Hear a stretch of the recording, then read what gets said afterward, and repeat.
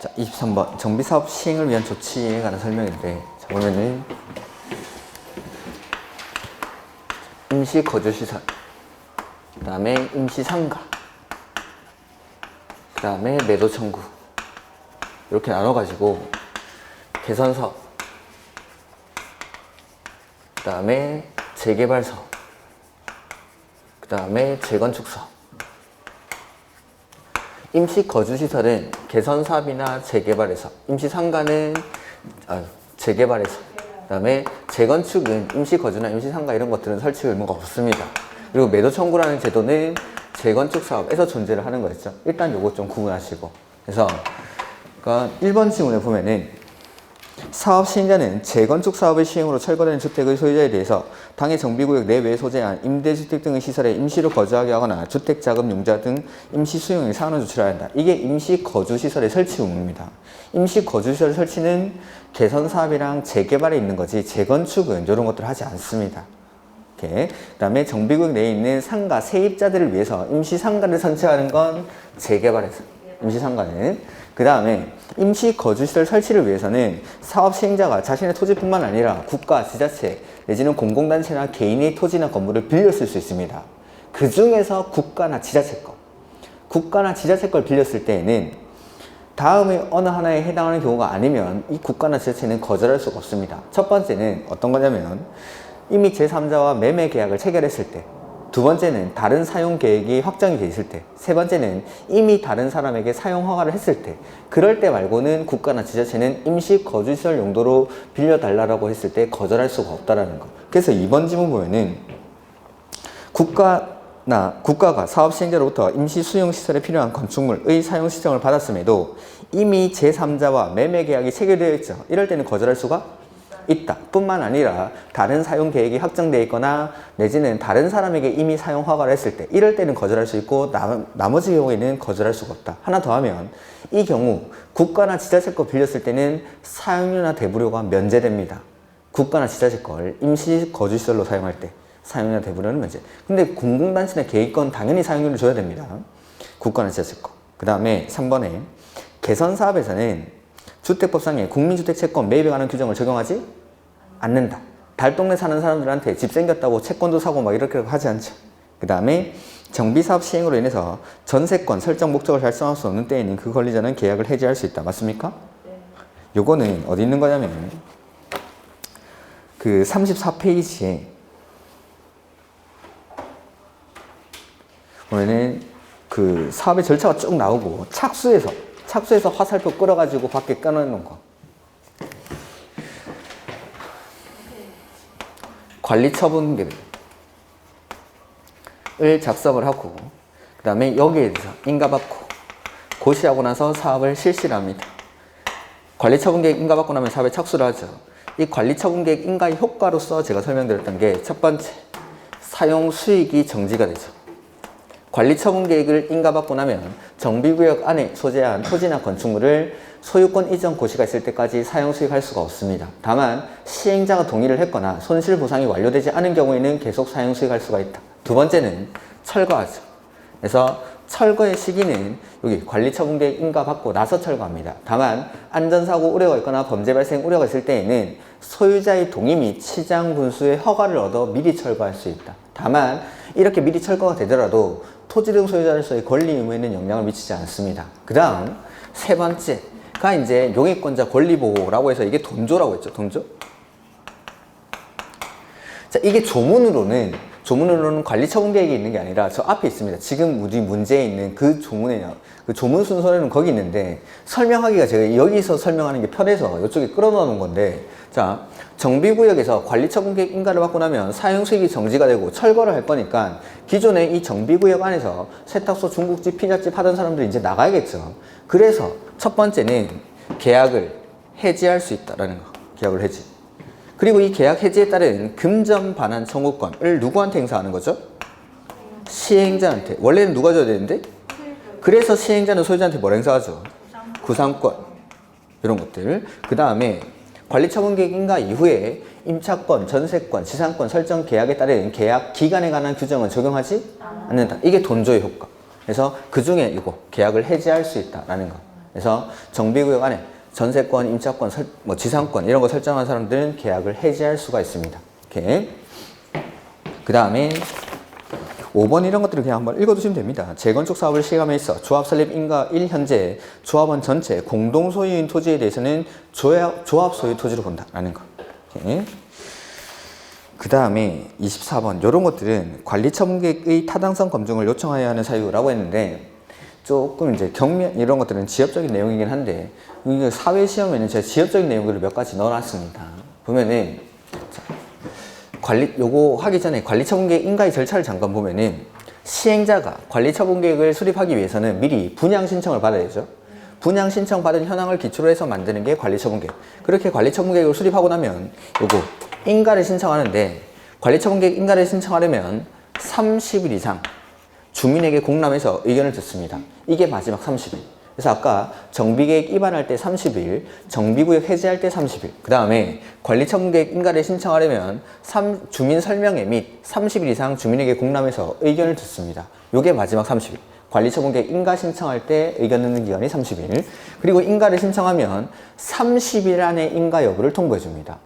그러니까 우리 보통 요거 정비법에서 사업시행계획이라든지 주택법에서 사업계획 승인 이런 것들은 60일 안에 인가나 승인 여부를 알려주는데 관리처분계획 인가는 30일 안에 인가 여부를 통지합니다. 다만 타당성 검증 요청이 있을 때에는 60일. 그래서 원칙은 30일 안에 인가 여부를 통보해 줘야 되는데 타당성 검증 요청이 있을 때는 60일 안에 인가 여부를 통보해 줍니다. 그 타당성 검증 요청 사유가 거기 있는 3가지입니다. 간단하게 말하면 자 앞에서 우리한테 사업비가 이 정도 들 거다라고 알려줬는데 그것보다 돈이 갑자기 관리처분계획에 가서 늘어나는 거죠. 그러면은 그 늘어난 비용이 타당한지에 대한 검증을 요청하는 겁니다. 첫 번째, 요약하자면 사업비가 10%, 분담 규모가 20%, 5분의 1 이상 요청 이렇게. 그래서 사업시행계획서 상의 사업비 기준으로 해서 관리처분계획에 오니까 사업비가 10% 이상 늘어나는 거죠. 그 다음에 조합원의 분담 규모가 분양 공고에 따른 분양 대상자별 분담금 총액 기준으로 해서 20% 이상 늘어날 때, 그 다음에 조합원 5분의 1 이상이 관리처분계획 인가 신청 있은 날부터 15일 안에 요청할 때, 요런 것들은 타당성 검증 요청 사유. 그래서 돈이 갑자기 늘어나니까 그 늘어난 비용이 타당한지에 대한 검증을 요청할 수 있다라는 거. 사업비가 10%, 분담 규모가 20%, 5분의 1 이상의 요청. 이렇게 간단하게 이렇게 기억하시고, 그 다음에 25번 리모델링인데 요거 하기 전에 오늘 또 마지막 시간이고 하니까 제가 시험장에 가서 좀 주의하셔야 되는 것들 몇 가지 말씀드리겠습니다. 일단은 시험장에 준비물 뭐 호치케이스 그런 건 알아서 챙겨가십시오. 호치케이스는 왜 들고 갈지 모르겠는데 그 시험지 뭐 콕콕 찍어서 이렇게 넘기라는데 흐트러지지 말라고 좀 살살 넘기면 되지 그걸. 그래서 그런 건 알아서 하시고, 이거 없으면 시험 못 치는 거. 수험표, 신분증, 그 다음에 사인펜. 저는 뭐 시험장 갈 때 이 3개만 들고 가는데 호주머니에 넣고 그냥 딸랑딸랑 걸어가는데 어차피 뭐 떨어질 줄 알고 가는 시험도 많기 때문에 그래서 수험표나 신분증 안 들고 가도 시험을 못 치는 건 아닙니다. 못 치는 건 아닌데, 자, 우리가 시험장에 9시까지 입시를 해야 되죠. 9시 30분부터 시험을 치지만 9시까지 입시를 하셔야 되는데 9시에 입시를 하고 나서 수험표나 신분증이 없을 때는 아침에 이 30분 사이에 시험 본부에 왔다 갔다 해야 됩니다. 내가 가가지고 신분 확인받고 이렇게 하는 절차들이 있습니다. 그거 하다 보면은 뭐 떨어지겠죠, 당연히. 그래서 이 3개는 주무시기 전에 가방에 챙겨 넣어놓고 그냥 아침에 일어나면은 준비물 같은 거 내가 시험장에 들고 갈 거를 가방에 다 넣어놓고 주무셔야 됩니다. 그냥 아침에 일어나면은 정신이 없으니까 그냥 딱 들고 갈 수 있게끔 정신이 있을 때 좀 챙겨놓고 주무시고, 뭐 나머지 준비물들은 알아서 챙겨가시고, 그 다음에 뭐 9시까지 입시라고 해서 9시에 시험장 가시는 분들은 뭐 떨어지기로 각오한 사람들이죠. 제가 전에도 말씀드렸지만 1시간 정도는 도착하시는 걸 추천드립니다. 그렇다고 너무 일찍 가면 별로 안 좋습니다. 아침에 춥죠? 그거 얼어 죽습니다, 진짜. 그러니까 아침에 8시에도 좀 추우니까 옷은 좀 따뜻하게 입고, 대신에 너무 두꺼운 옷 말고 그 얇은 옷을 여러 겹쳐 입고 가셔야 됩니다. 그러니까 온도 조절을 해주긴 하지만은 나한테 맞춰서 할 수 없으니까 옷을 가지고 내가 스스로 온도 조절을 하셔야 되니까 8시 정도 가가지고 암기사항이 많은 첫 번째는 학개론을 보는 거죠. 1시간 동안 집중적으로 그렇게 하고, 뭐 이런 공부를 어떻게 해야 되는지 뭐 1교시 치기 전에는 학개론 보라고 했고 점심시간에는 중개법 보시라고 말씀드렸죠. 이런 것들. 그 다음에 뭐 이런 공부하는 방법들은 됐고, 가장 시험장에서 중요한 게 화장실입니다. 정말 중요합니다. 남자분들은 별로 신경 안 쓰셔도 상관이 없는데, 여자분들은 시험장 같은데 사람 많이 모이는 데 가면 줄을 엄청나게 씁니다. 화장실 앞에. 이거 잘못 서 있다가는 화장실 앞에서만 막 10분, 20분씩 줄 서 있어야 됩니다. 그러니까, 자, 난 아침에 일어나가지고 무조건 커피를 마셔야 된다. 8시 전에 드십시오. 8시 전에. 이뇨작용을 활발하게 하는 차라든지 커피 같은 것들은 8시 전에 드시고 9시 전에 화장실을 대부분 갈 수 있도록 그렇게 하셔야 되고, 8시 이후로는 저는 물도 잘 안 먹습니다.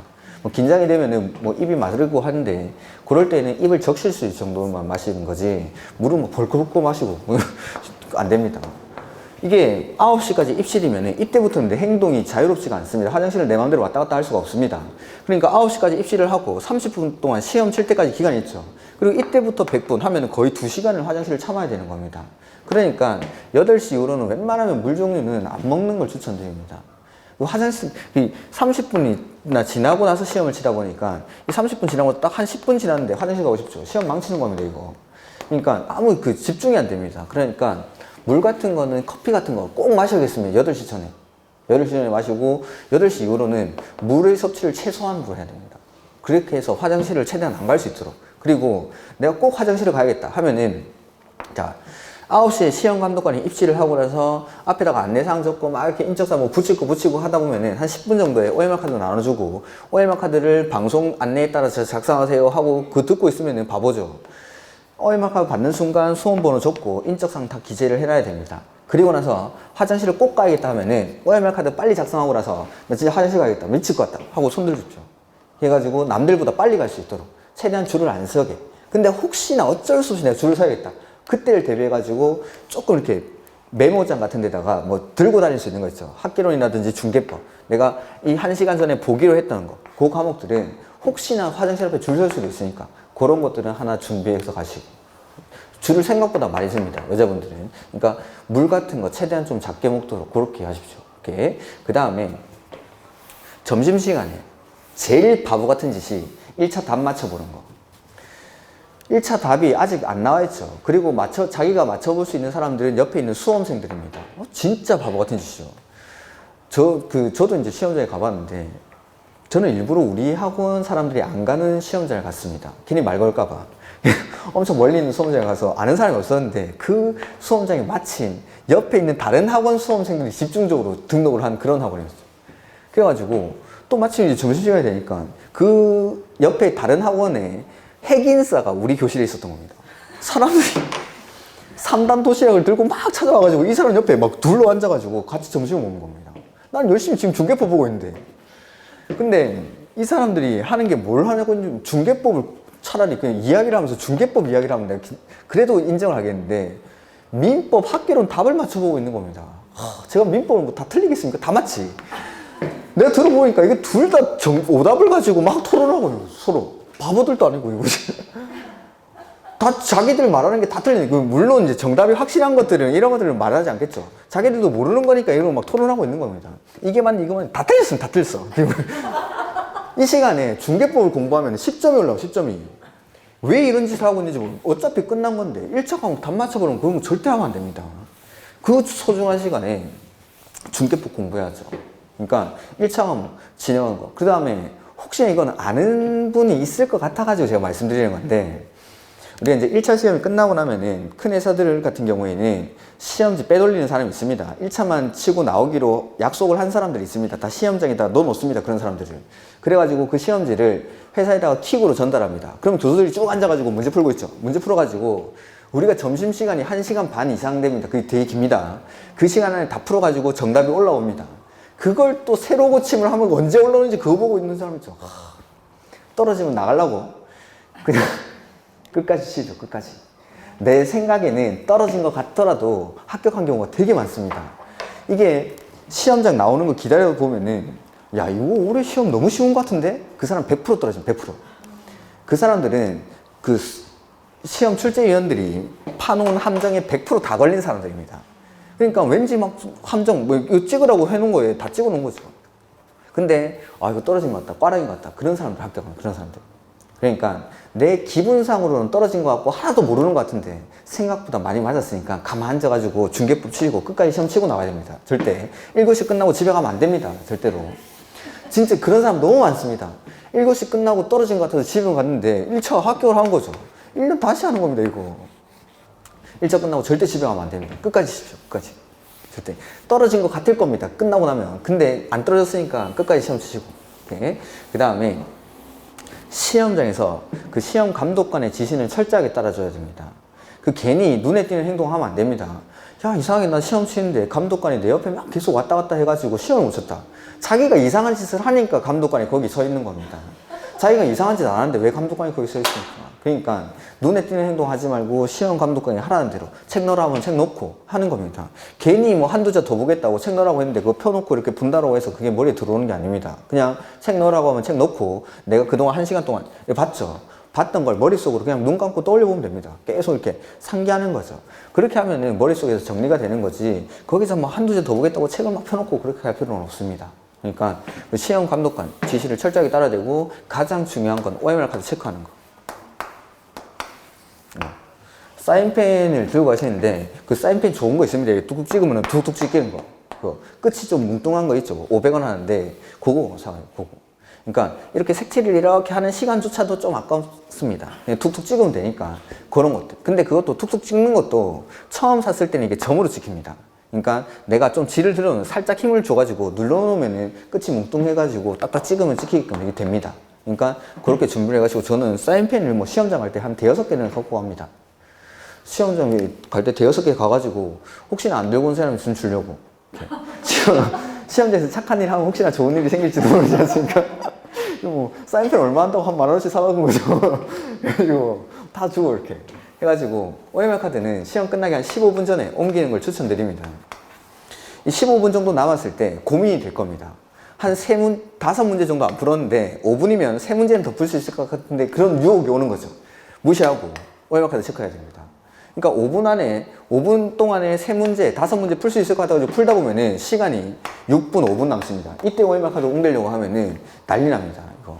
그러니까 그냥 이 5문제는 버린다 생각하고 15분 남았을 때 좀 여유를 가지고 나는 뭐 5분이면 다 옮기는데 저도 5분도 안 걸립니다. 저는 80문제 옮기는데 5분도 안 걸리는데 15분 남았을 때 천천히 내가 푼 것만큼은 최대한 옮기고 정확하게 옮겨야 됩니다. 그런 사람들 되게 많죠. 시험 끝나고 나서 막 합격했다 하고 한 달 동안에 막 주변 사람들 술 사고 밥 사고 막 합니다. 사무실 자리 알아보러 다니고.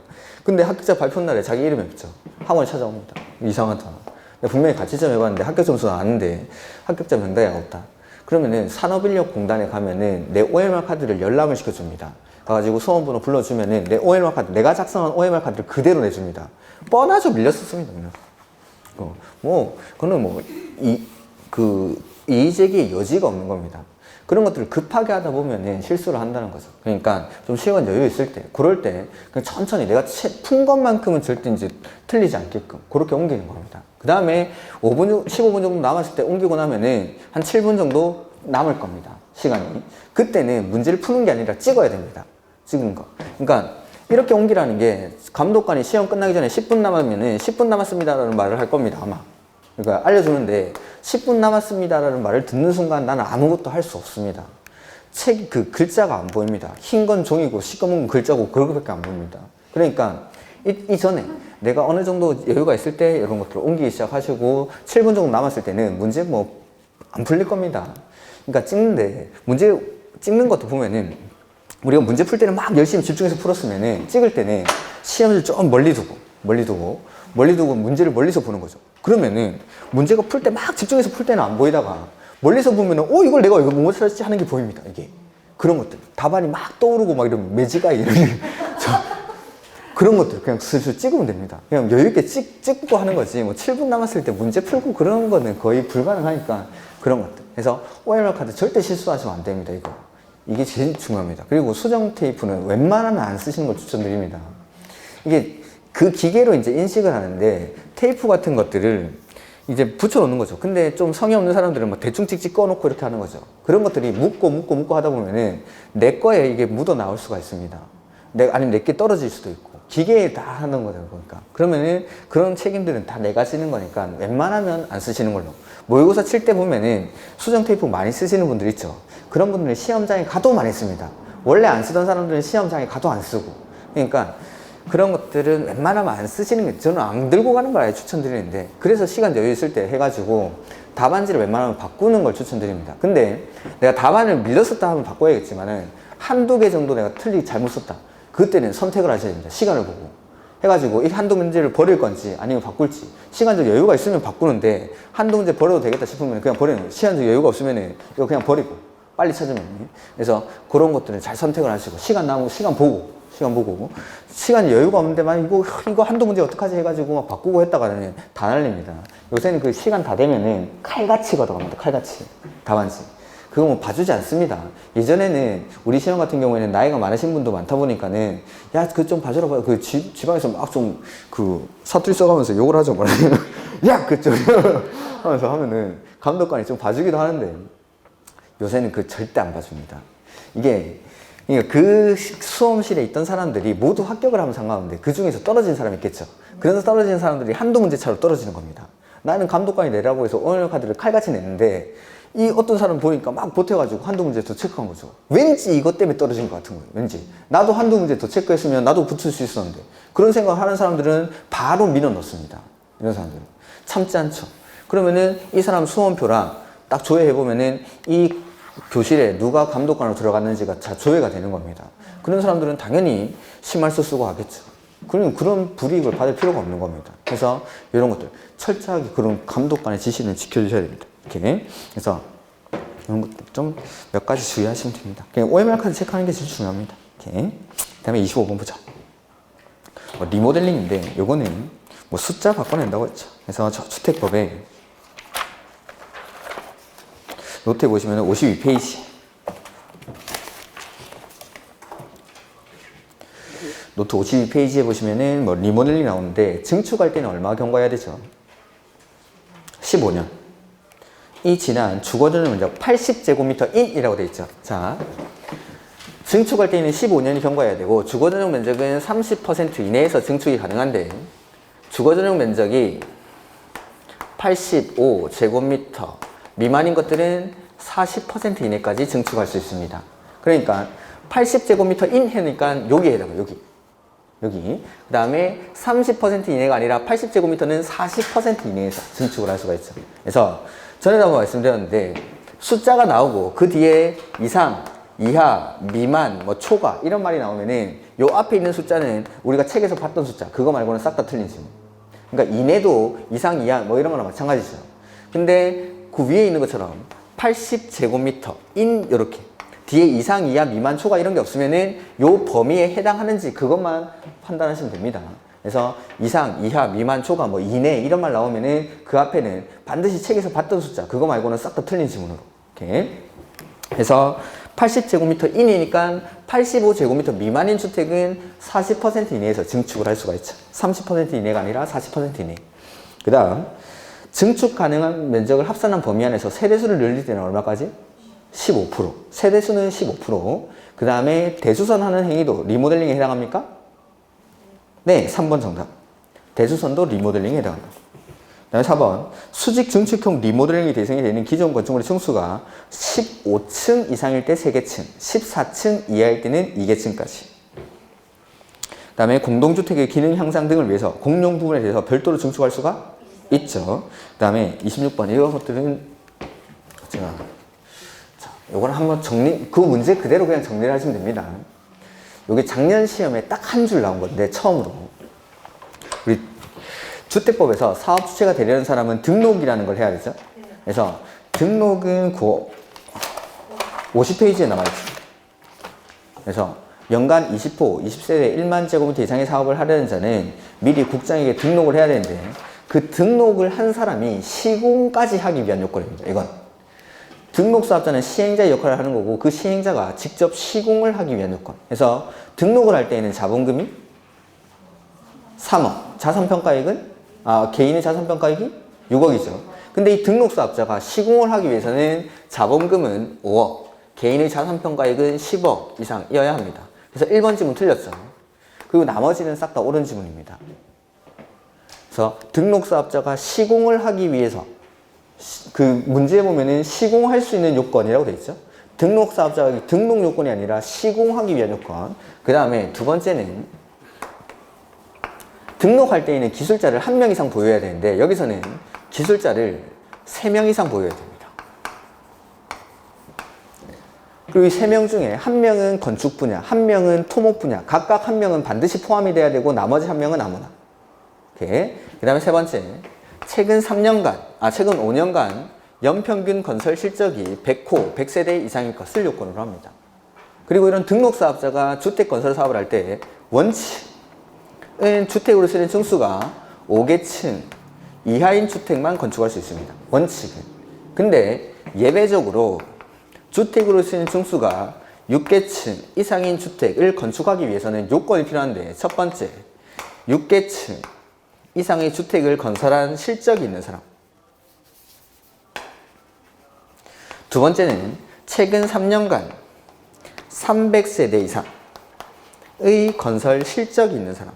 이런 실적이 있는 사람들만 6개층 이상의 주택을 지을 수 있다. 작년 시험에 나왔던 게 요거 딱 한 줄.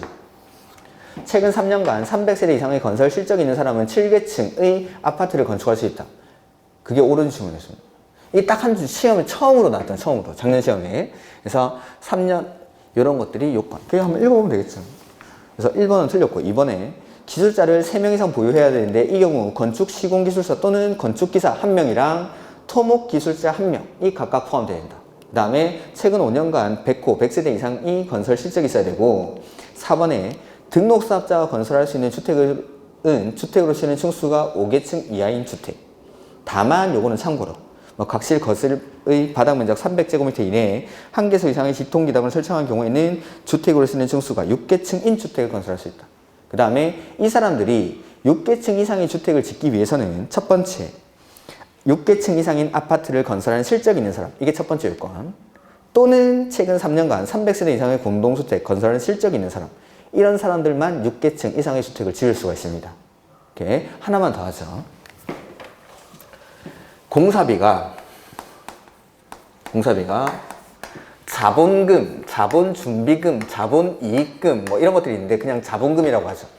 자본금, 자본준비금, 자본이익금 뭐 이런 것들이 있는데 자본금의 법인은 10배, 개인은 5배를 초과하는 공사는 할 수가 없습니다. 이렇게 공사비가 자본금의 법인은 10배, 개인은 5배를 초과하는 건축물은 공사할 수가 없다. 요거까지.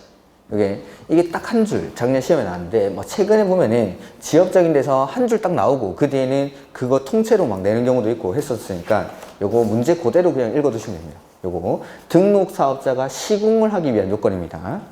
그 다음에 27번 조합의 해산. 요거는 거의 51페이지. 오른쪽 맨 밑에 보면은 주택조합의 해산이라는 게 나오죠.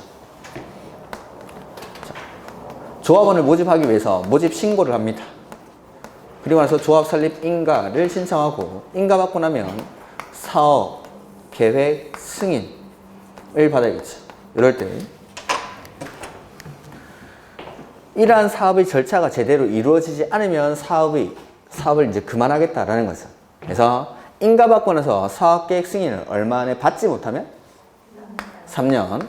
그 다음에 모집 신고가 수리된 날로부터 얼마 안에 인가를 받지 못하면 2년. 자, 이건 다 받는 거죠. 받지 못하면.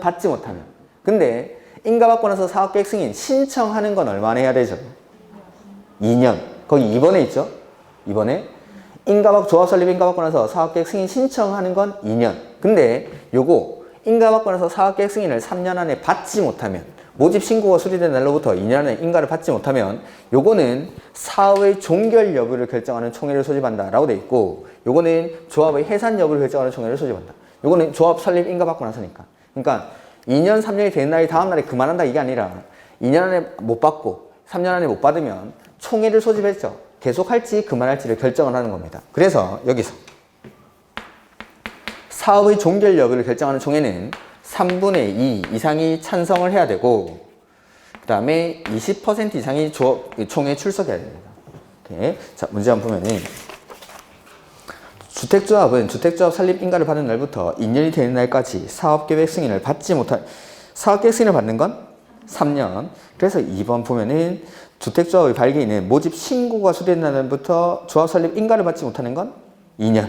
이 숫자들 처음에 나오면은 요 단순한 숫자들을 바꿔낼 수도 있습니다. 숫자들 좀 잘 봐주시고 3번에 해산을 결의하거나 사업의 종결을 결의하는 총회를 소집하려는 주택조합 임원 또는 발기인은 총회가 개최되기 7일 전까지. 우리가 총회 같은 거 개최할 때는 보통 7일 전까지 회의 목적, 안건, 일시 장소를 알려줍니다. 근데 정비법에서 창립총회는 14일. 우리 정비법에서 동의 후 인가 전에 창립총회를 개최하는데 그 창립총회는 14일인데 나머지 총회들은 대부분 7일이라고 생각하십시오. 창립총회는 14일. 그 다음에 4번에 조합의 해산 여부를 결정하는 총회는 이라고 되어 있는데 그거 말 좀 바꾸죠. 조합의 해산 여부를 결정하는 총회는 그걸 사업의 종결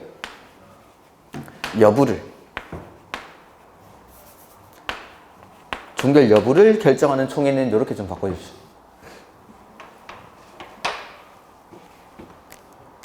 그래서 요거죠. 사업의 종결 여부를 결정하는 총회. 요거는 3분의 2 이상이 찬성을 해야 되고 20% 이상이 직접 출석해야 된다. 4번 정답. 그 다음에 5번. 주택조합의 발기인은 총회의 결과를 국장에게 통지하는 게 아니라 시장, 군수, 구청장한테 통지합니다. 조합 설립 인가는 누구한테 신청하는 거죠? 그래서 조합 설립 인가를 시장, 군수, 구청장이 내줬으니까 사업 종결 여부 내지는 조합 해산 여부를 시장, 군수, 구청장한테 통지해 줍니다. 그 다음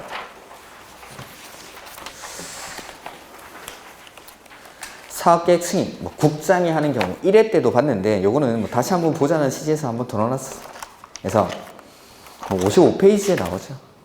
55페이지가 아니라 거기 53페이지 맨 밑에 사업계획 승인 원칙 지자체 장애하자. 그래서 면적을 가지고 구분하는데 10만 제곱미터 이상일 때에는 시, 도, 대도시가 10만 미만일 때는 특, 광, 시, 군이 사업계획 승인을 합니다. 이게 원칙적인 사업계획 승인권자. 근데 예외적으로 국장이 사업계획 승인하는 경우 문제 바로 보면 되겠죠. 지자체가 사업을 할 때가 아니라 국가나 주공이 사업을 할 때. 국가나 주공. 두 번째는 100만이 아니고 330만 제곱미터 이상의 택지개발 사업이나 도시개발 사업을 추진하는 지역 중 국장이 지정고시하는 지역에서 주택건설 사업을 시행할 때. 그 다음에 디귿은 앞에 빠져있는 말이 수도권이나 광역시의 긴급한 주택난 해소 또는 지역균형개발 광역적 차원의 조정이 필요해서 여기도 국장이 지정고시하는 지역에서 주택건설 사업을 할 때. 네 번째는 공공, 즉 국가, 지자체, 주공, 지방공사가 총 지분의 50%를 초과 출자한 위탁관리 부동산 투자자가 사업을 할 때. 그래서 기응, 니은 틀렸고 디귿, 리을은 맞죠. 그래서 요 사업계획 승인을 국장이 하는 경우는 고쳐놓고 그대로 다시 한번 더 보시고. 이렇게. 그 다음에 29번. 간선시설의 설치. 요거는 거기 55페이지 맨 밑에.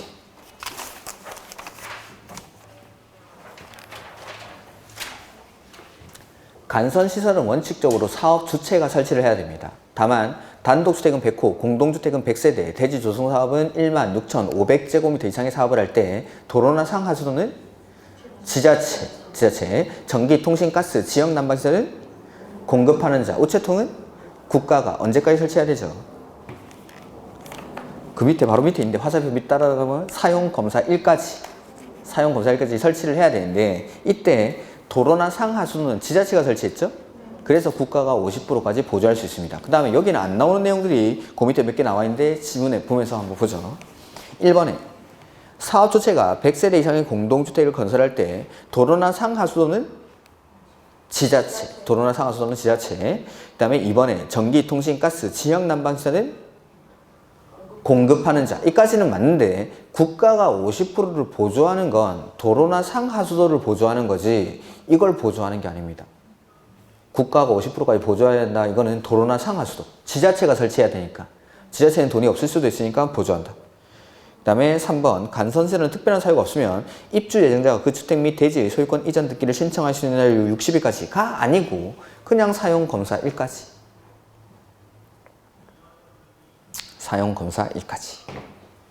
그 다음에 4번, 5번. 요게 그 노트에 안 적혀 있는데, 자, 원래는 사업 주체가, 설치 의무자가 자기 부담으로 사용 검사일까지 설치를 해야 되는데, 이 설치를 못할 경우에는 사업 주체가 자기 부담으로 설치하고 비용 상환을 요구할 수 있습니다. 그러니까 설치 의무자가 설치를 해줘야 사용 검사를 받아가지고 분양을 할 텐데, 소유권 이전을 해줄 텐데 설치 의무자가 설치를 안 하니까 사업 주체가 자기 부담으로 설치를 하겠다라는 거죠. 그리고 이때에는 비용 상환 계약을 체결합니다. 그 비용 상환 기간은 사용 검사일부터 3년 이내로 합니다. 3년 이내로. 그래서 간선시설 설치 의무자가 설치 의무기간까지 설치를 완료하지 못할 특별한 사유가 있는 경우 사업 주체가 그 간선시설을 자기 부담으로 설치하고 설치 의무자에게 비용 상환을 요구할 수 있다. 4번 정답. 그리고 그 비용 상환 기간은 사용 검사 1부터 3년 이내로. 그 다음에 분양가 상한제는 거기 뭐 57, 58 요쪽에 나오는 건데,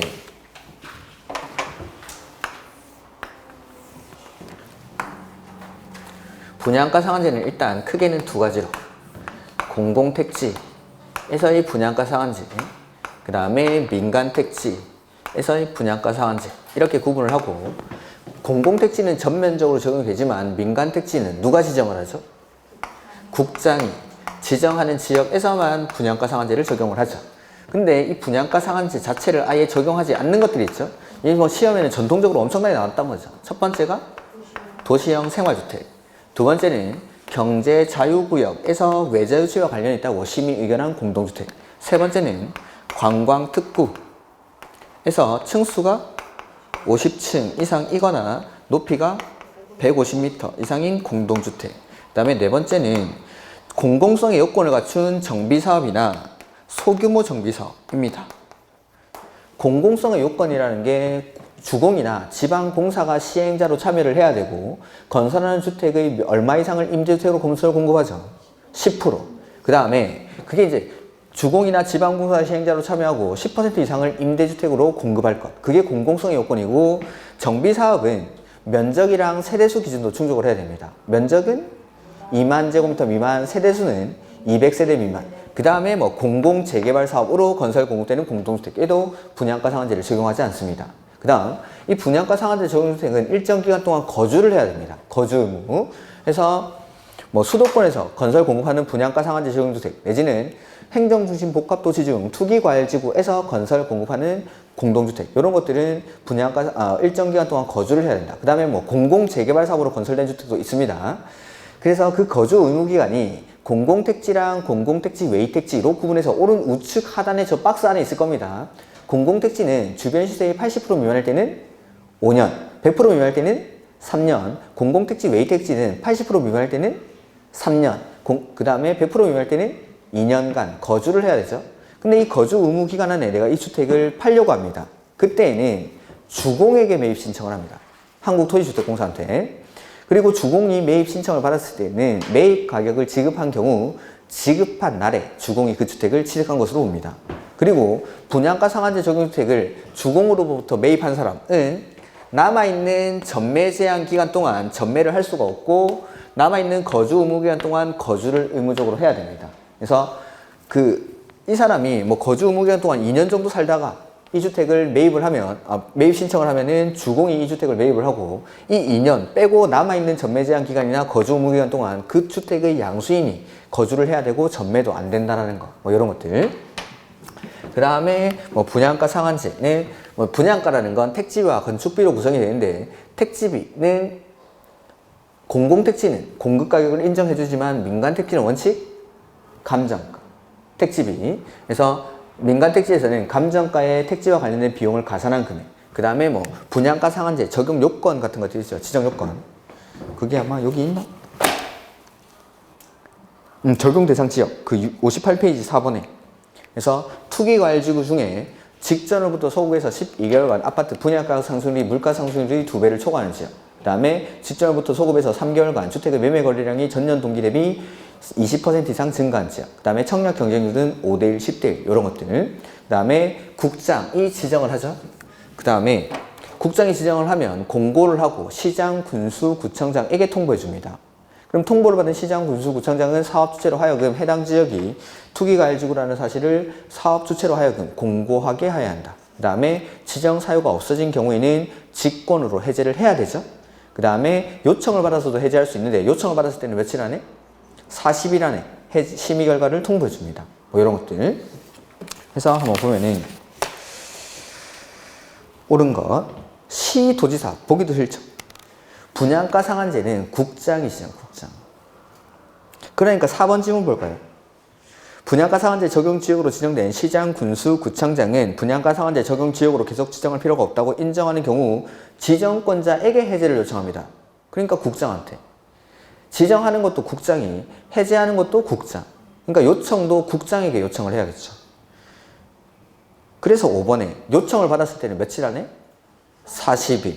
2번에 분양가 상한제 적용 지역을 지정하였을 때는 지체 없이 이를 공고하고 그 지정 지역을 관할하는 시장, 군수, 구청장에게 통보해주죠. 2번 정답. 이 사람이 승인을 내주는 사람, 입주자 모집 공고 승인 신청을 시장, 군수, 구청장한테 하는 거였죠. 그리고 3번에 통보를 받은 시장, 군수, 구청장은 입주자 모집 공고 시 해당 지역에서 공급하는 주택이 분양가 상한제 적용 주택이라는 사실을 자기가 공고하는 게 아니라 사업 주체로 하여금 공고하게 하는 겁니다. 입주자 모집 공고 자체를 시장, 군수, 구청장이 하는 게 아니라 사업 주체가 하는 거니까. 이렇게. 그 다음에 사용검사는 저 앞에 가야겠죠. 사용검사는 55페이지.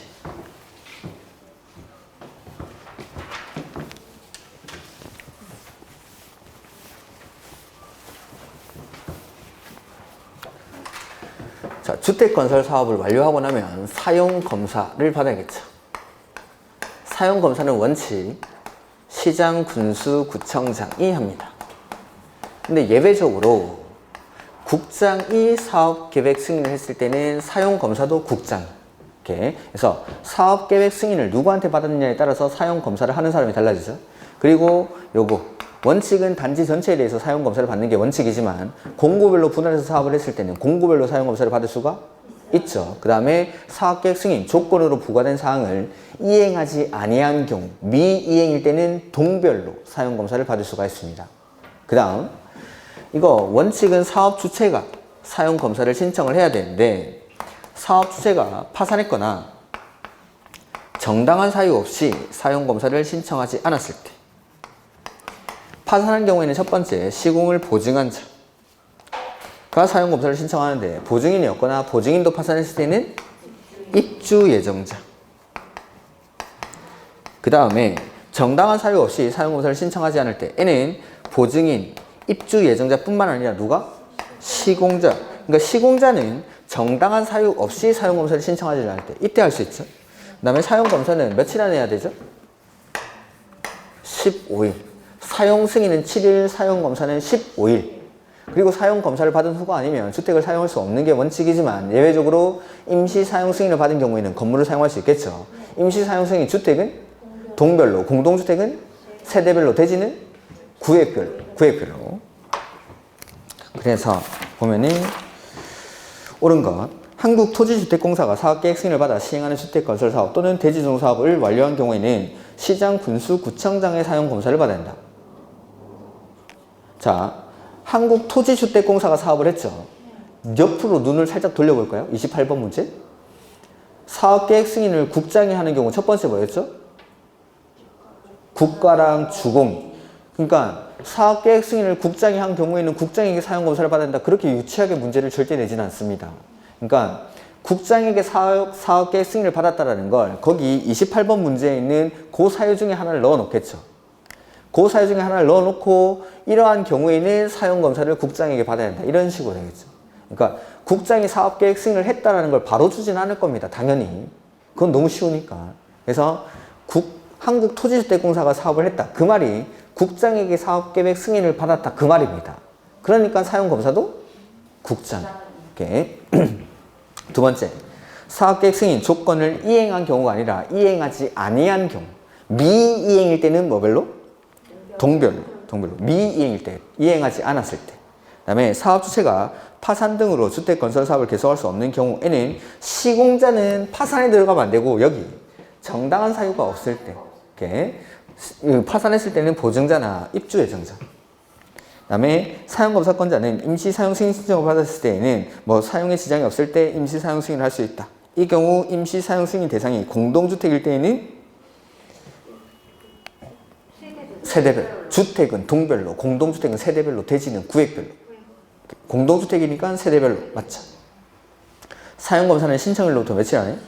15일. 그 다음에 축조 신고를 해야 되는 공작물이죠. 옹벽이나 담장은 2m, 광고탑, 광고판 4m, 장식탑, 기념탑, 첨탑 4m, 이것도 4m, 장식탑, 기념탑, 첨탑도 4m. 그 다음에 태양에너지를 이용한 발전 설비는 5m, 그 다음에 굴뚝 6m, 철탑, 통신용 철탑은 6m, 36페이지 나와있죠. 그 다음에 고가 수조는 8m, 지하대표는 30제곱미터를 넘는. 근데 기계식 주차장이나 철골, 조립식 주차장으로서 외벽이 없는 것은 8m 이하. 이런 것들 해서 장식탑, 기념탑, 첨탑, 광고탑, 광고판 이런 것들 싹 다 4m. 근데 철로 된 탑, 철탑, 통신용 철탑 이건 6m. 이렇게. 그래서 정답은 1번이죠. 그 다음에 33번에 동물원 식물원 이거 뭐라고 했죠?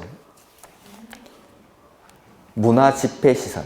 동물, 식물 키워서 구경하니까 문화집회시설. 동식물 관련 시설은 축사, 도축장, 도개장, 작물 재배사, 버섯 재배사 이런 것들.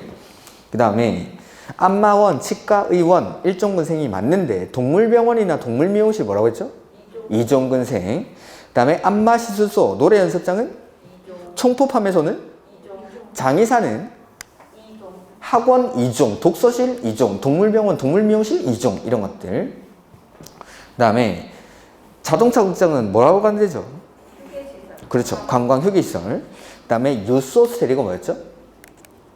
이건 수련시설. 유소스텔은 수련시설. 관광 호텔이라든지 콘도미니엄은 숙박시설. 이렇게. 그 다음에 사전결정은 뭐 여기 노트에는 뭐 상세하게 내용은 안 나와 있는데 지금 나와 있는 그게 답니다.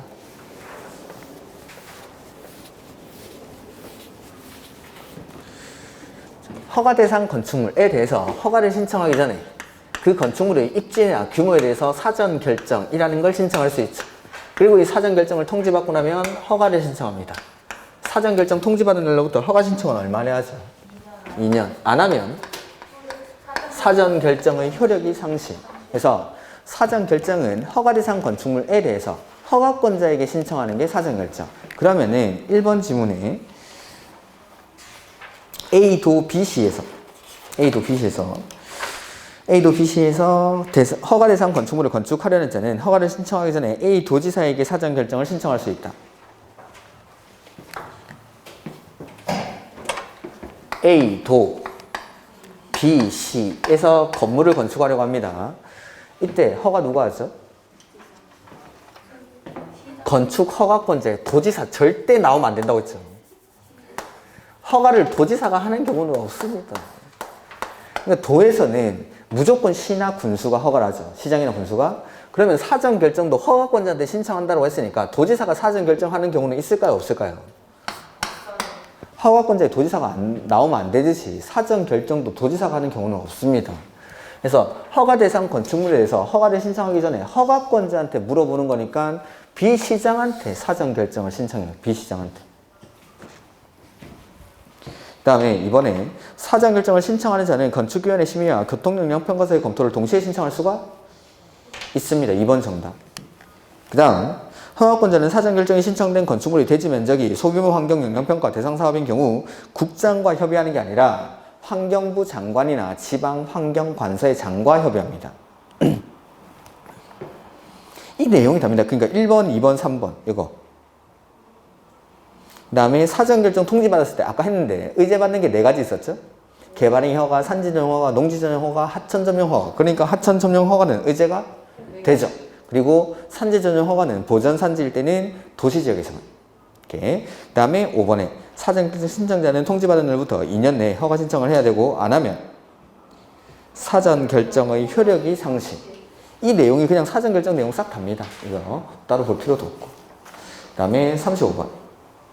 자, 이거는 노트에 없어서 여기다가 문제로 만들어 놨습니다. 그래서 허가를 신청하려면 소유권을 얼마나 확보해야 되죠? 100%. 근데 소유권을 100% 확보하지 않아도 허가를 받을 수 있는 경우가 있겠죠. 첫 번째, 소유권 대신에 뭘 확보했죠? 권원. 근데 권원 가지고 안 되는 게 분양을 목적으로 하는 공동주택은 제외입니다. 그러니까 기억은 틀렸겠죠? 원래 권원을 확보하면 되지만 분양을 목적으로 하는 공동주택은 권원만 가지고는 안 됩니다. 두 번째, 건축물 노후화라든지 구조 안전의 문제 등으로 인해서 건축물을 신축, 증축, 개축, 리모델링 하기 위해서 공유자 수의 얼마? 80% 이상의 동의를 얻고 동의한 사람이 가지고 있는 지분의 합계가 80% 이상일 때 N은 허가를 받을 수 있다. 그래서 50%가 아니라 80%. 그 다음에 세 번째는 건축하려는 대지에 포함된 국유지, 공유지에 대해서 허가권자가 그 공유지 관리청에게 해당 토지를 건축주에게 매각하거나 양리할 것을 확인한 경우, 그 다음에 집합 건물의 공용 부분을 변경하기 위해서 집권법에 따른 결의가 있었음을 증명했을 때, 요 그대로 기억하시면 됩니다. 노트에 없어가지고 제가 요 문제를 그대로 만들어놨죠. 그래서 기역, 니은 틀렸고 디귿, 리을이 맞죠. 그 다음에 36번은 건축법의 각종 규제라고 되어 있는데, 요거는 건축법에는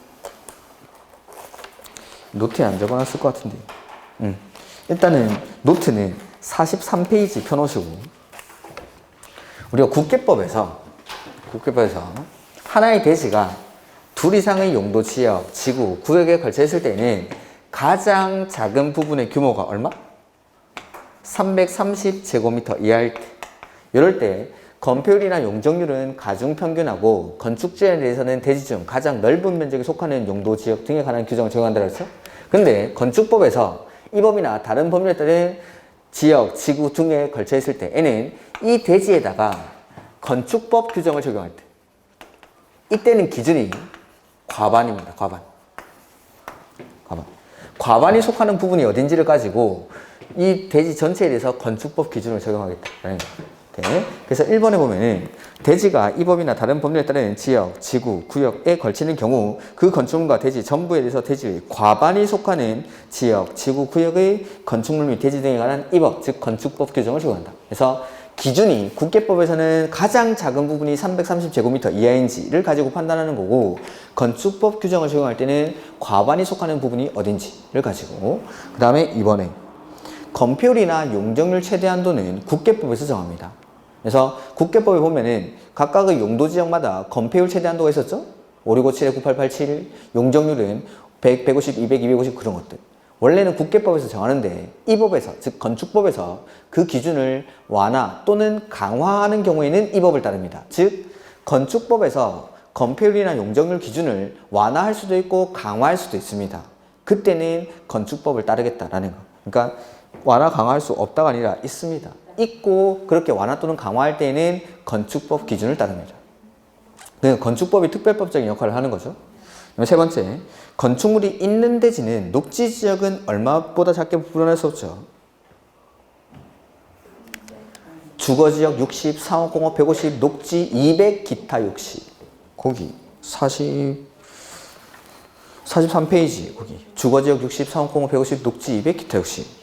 그 다음에 본 김에 그 옆에도 건축물이 있는 대지는 다음의 기준에 못 미치게 분할할 수 없다라고 해서 대지와 도로와의 관계. 대지는 도로에 얼마나 접해야 되죠? 2m. 그거에 못 미치게 분할할 수 없죠?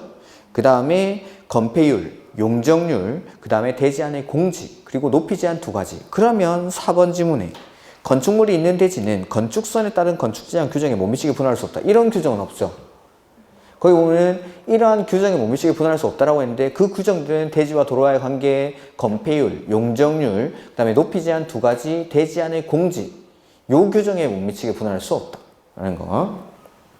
그 다음에 요거 하나의 대지가 둘 이상의 용도지역에 걸칠 때 기준만 다르지 나머지 내용은 뭐 방화지역에 걸칠 때, 녹지지역에 걸칠 때 이런 것들은 똑같습니다. 국계법이랑 해서 여기 이쪽이 방화지구로 지정이 되어 있다라고 해보죠.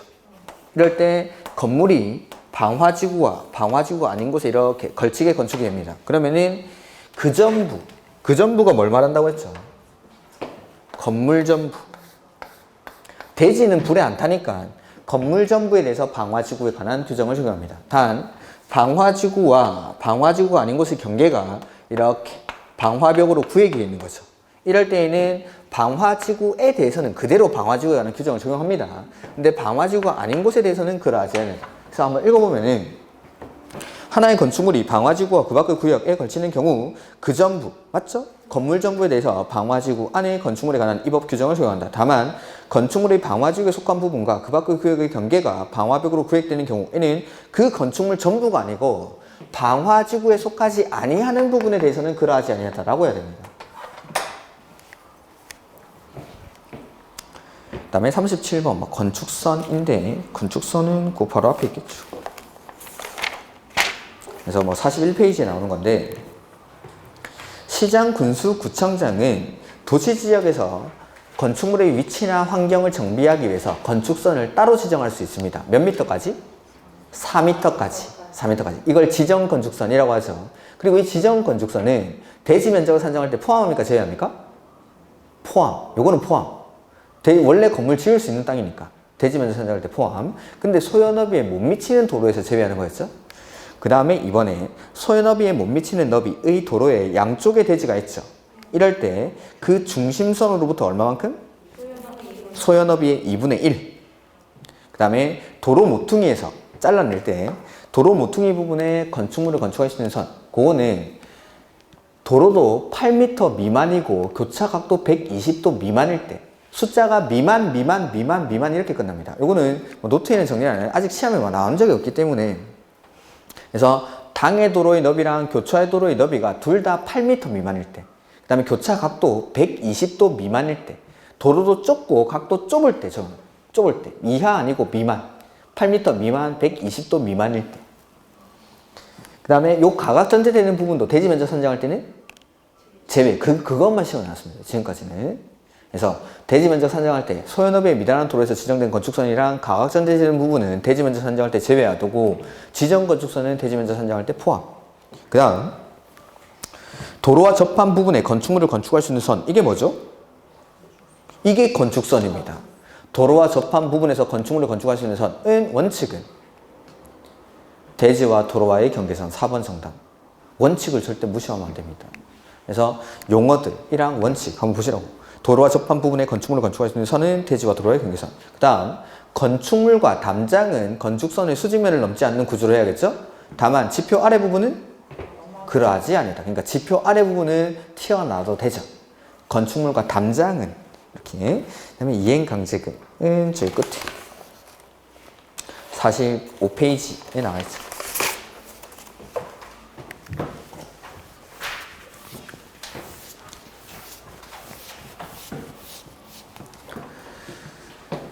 위반 건축물에 대해서 허가권자가 그 위반 건축물의 건축주 등에게 이행강제금을 부과합니다. 부과할 때는 문서로 부과해야 되고, 그 다음에 1년에 몇 회 부과하죠? 2회. 건축법에서는 1년에 2회 이내의 범위에서 조례로 정한 횟수만큼 시정명령을 이행할 때까지 반복해서 부과 징수할 수가 있다라는 거. 그 다음에 위반한 내용이 무허가, 무신고, 그 다음에 건폐율 위반, 용적률 위반 이런 거일 때에는 제곱미터당 시가 표준액의 50%에 해당하는 금액에 위반 면적을 곱합니다. 그렇게 나온 금액 이하의 범위에서 위반 내용에 따른 비율을 곱해주는 거죠. 무허가는 100%, 무신고는 70%, 건폐율은 80%, 용적률은 90%. 그 다음에 이 비율은 낮추어 정할 수 있대 최소 60% 이상이어야 합니다. 이렇게. 요거는 이렇게 이행강제금을 구하는 거고, 무허가, 무신고, 건폐율, 용적률 빼고 나머지 위반 사항에 대해서는 시가 표준액의 10% 이내의 범위에서 대통령령으로 정하는 금액을 이행강제금으로 부과한다. 그러니까 1번에 보면은 건축물이 용적률을 초과하여 건축된 경우 요 네 가지에 해당하죠. 용적률을 초과할 때에는 시가 표준액의 10% 이게 아니라 요거. 그러니까 시가 표준액의 10% 범위에서 대통령령으로 정하는 금액을 부과하는 건 이 네 개 빼고 나머지 기타 위반 사항. 이렇게 용적률을 위반했다라고 했으니까. 그 다음에 허가권자는 최초 시정 명령이 있었던 날을 기준으로 해서 1년에 몇 회? 2회 이내의 범위에서 해당 지자체 조례로 정하는 횟수만큼 명령이 이행될 때까지, 죽을 때까지 반복해서 부과 징수할 수 있다. 2번 정답. 그 다음에 3번에 영리 목적이나 상습적으로 위반했을 때는 얼마를 가중하죠? 100분의 100을 가중하여야 한다. 하여야 한다. 다음에 시정명령을 받은 자가 이를 이행하면 이미 부과된 이행강제금은 즉시 중지하는 게 아니라 이미 부과된 건 그대로 징수하고 새로운 이행강제금의 부과를 즉시 중지해야 되죠. 그 다음에 자, 요거 깎아주는 거. 이런 법정 이행강제금은 연면적 60제곱미터 이하의 어떤 건물? 주거용 건축물은 법정 이행강제금의 2분의 1 이내에서만 부과를 합니다. 60제곱미터의 주거용 건축물.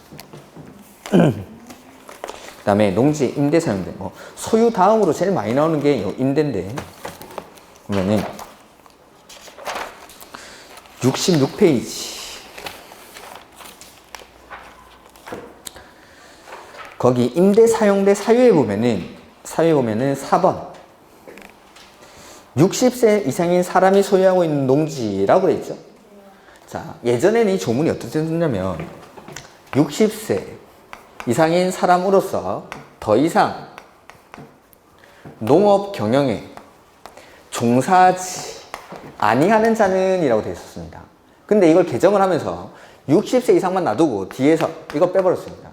그러니까 예전에는 60세 이상이 되고 더 이상 이제 농사 안 짓겠다라고 하면은 자기의 농업 경영에 이용한 기간이 5년이 넘은 농지를 다른 사람한테 빌려줄 수 있었는데, 지금은 요 뒤에 거 더 이상 농업 경영에 종사하지 아니하는 자 이걸 빼버렸으니까 60세 이상이 되면 농사를 내가 짓든 안 짓든 다른 사람한테 임대할 수가 있습니다. 이렇게. 그러니까 1번 지문에 60세 이상인 사람으로서 자기 농업 경영에 계속 종사하는 사람은 무상 사용하게 할 수 없다. 아닙니다. 할 수 있습니다. 60세 이상이 되면 농사를 짓든 안 짓든 임대, 사용대 하게 할 수 있습니다. 이렇게.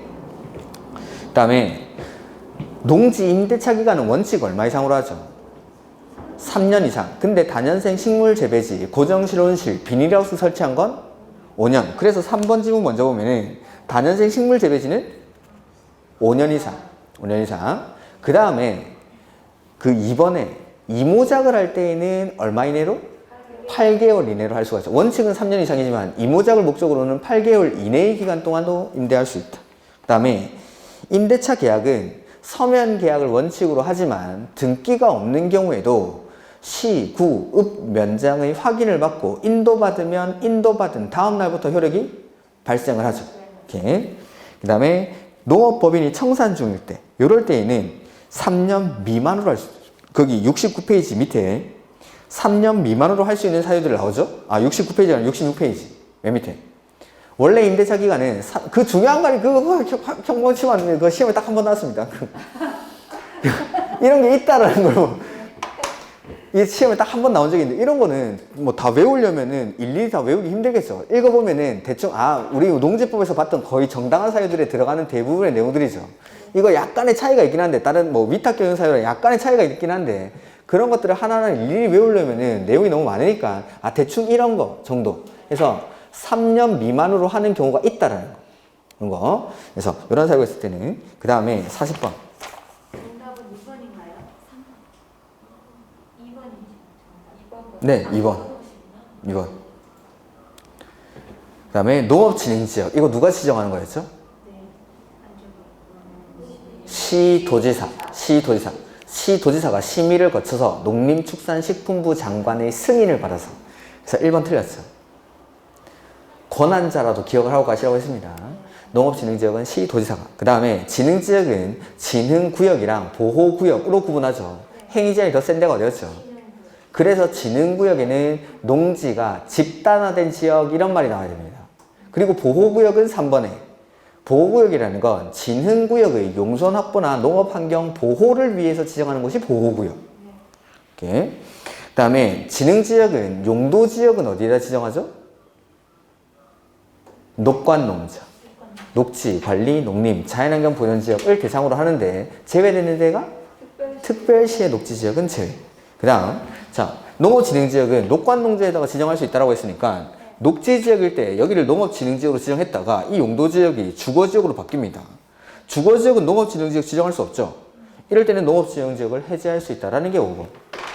시도지사는 국계법에 따라 용도지역을 변경하는 경우에는 농업진흥지역을 해제할 수 있다. 이렇게. 그래서 1번에 지정권자 다시 한번 보시라고 넣은 거고. 자, 여기까지 하도록 하겠습니다. 1년 동안 마지막까지 이렇게 수업 들어주셔서 제가 오히려 감사드립니다. 제가 솔직히 뭐 책이 제가 쓰는 책도 아니고 해서 좀 여러분한테는 죄송한 점이 되게 많습니다. 제가 할 수 있는 최대한을 못했습니다. 최대한을 못했고 이 책이 제 마음에 좀 안 드는 책이라서 제가 여러분한테는 정말 죄송합니다. 정말 죄송하고 제가 이거 제 역량을 100% 발휘하지 못했습니다. 뭐 발에 족쇄를 차고 강의를 하는 듯한 그런 느낌이었는데 그래서 제가 주어진 조건 안에서는 최대한 여러분한테 뭐 많은 것을 알려드리기 위해서 노력을 했습니다. 그래서 남은 기간 동안 뭐 최대한 좀 힘드실 겁니다. 네. 교수님 정말로 이것만 하면 저도 공법 합격할 수 있을까요? 그거 해서 점수 안 나오면 제가 이제 장담을 하죠. 60점 만드는 지장이 없습니다. 그리고 지금 많이 힘드시고 몸 여러 군데가 아플 겁니다. 아플 건데 그건 누구나 다 그렇습니다. 마지막으로 한 번 말씀드리면은 그 시험장에 가실 때 컨디션 조절을 잘하라 그러죠. 컨디션 조절을 잘할 수가 없습니다. 힘들고 긴장되고 막 신경이 쓰이고 밤에 잠도 잘 안 오죠. 그 컨디션이 다 나쁜 상태입니다. 그러니까 막 몸이 또 여러 군데 아프고 시험 그 당일날은 어디 두드려 맞은 것처럼 되게 몸이 뻐근하고 머리도 멍할 겁니다. 누구나 다 그렇습니다. 누구나. 어떤 분들은 그 전날 잠을 못 잤는데 어떡하지? 잠 잘 자고 가는 사람 아무도 없습니다. 누구나 다 컨디션이 안 좋은 상태에서 제정신이 아닌 상태에서 시험 치는 거니까 그런 것들에 대해서 스트레스 받을 필요는 없습니다. 시험장 앞에 있어보면은 어제 잠을 못 자서 어떡하죠? 지금 머리가 멍한데 잠을 못 자서 시험 칠 때는 잠 안 옵니다. 괜찮습니다.